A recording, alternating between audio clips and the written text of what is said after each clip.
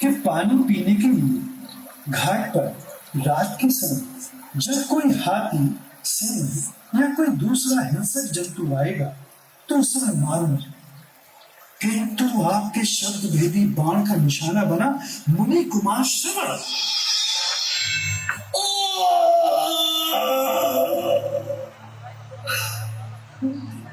मुझे ये बाण किसने मारा है?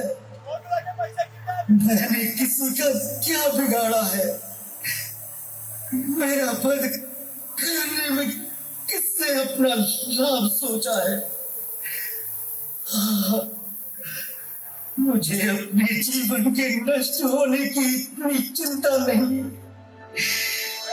मुझे तो सिर्फ ये चिंता है कि मेरे भाट, मेरे नेत्रहीन माता पिता का कैसे जीवन निर्वाह होगा। हे प्रभु, अनजाने में मुझसे ये क्या अनर्थ हो गया है। लगता है हिंसक जंतु के बदले मेरे शब्द भेदी बाण ने किसी तपस्वी के हृदय को बीन दिया। और तब आप शोक से संतप्त होकर डरते हुए शंकित मन से उस ओर बढ़े जहां से उस तपस्वी की कराहने का स्वर आ रहा था। आपने वहां पहुंचकर देखा था कि एक मुनि कुमार बाण से घायल होकर गिर पड़ा था। सारा शरीर रक्त रंजित था। आपका बाण उसके मर्म स्थल को बींध कर पार हो गया था। उसकी ये दशा देख निश्चय में प्यास से पीड़ित होकर मेरी प्रतीक्षा कर रहे होंगे। वे तो चल फिर भी नहीं सकते। अतः हे राजन, अब तुम ही जाकर मेरे माता पिता को ये समाचार सुना दो और ये जल ले जाकर उनकी प्यास शांत कर दो। निश्चय वे कुपित होकर तुम्हें श्राप नहीं देंगे। महाराज, आपसे कुछ कहते न बन पाया था। आप जल से भरी गगरी लेकर उस जगह पर पहुंचे जहां पे मुनि कुमार के माता पिता अपने पुत्र की जल लेकर आने की प्रतीक्षा कर रहे थे। आपके पैरों की आहट सुनकर मुनि कुमार के पिता आपको अपना बेटा जानकर संबोधित करने लगे।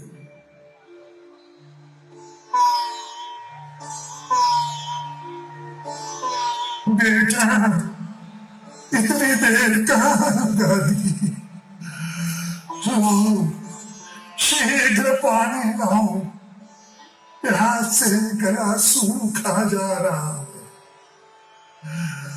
हम असहाय हैं बेटा, तुम्हें तो हमारे सहायक हो।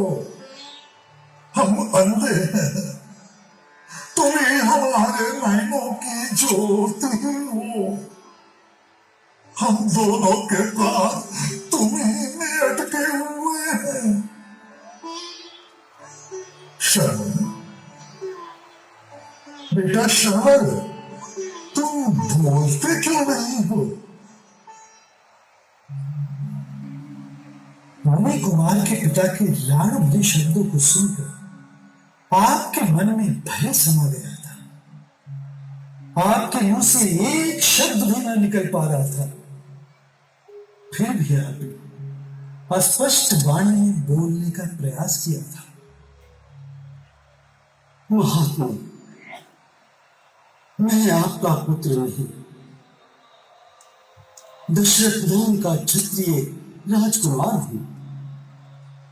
मैं धनुष बाण लेकर सरयू के तट पर शिकार खेलने के लिए आया था। थोड़ी देर प्रतीक्षा करने के बाद मुझे ऐसा लगा जैसे कोई हाथी पानी पी रहा है।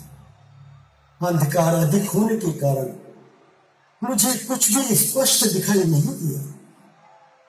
अतः मैंने शब्द भेदी बाण उसी दिशा में पूरी ताकत से चला दिया।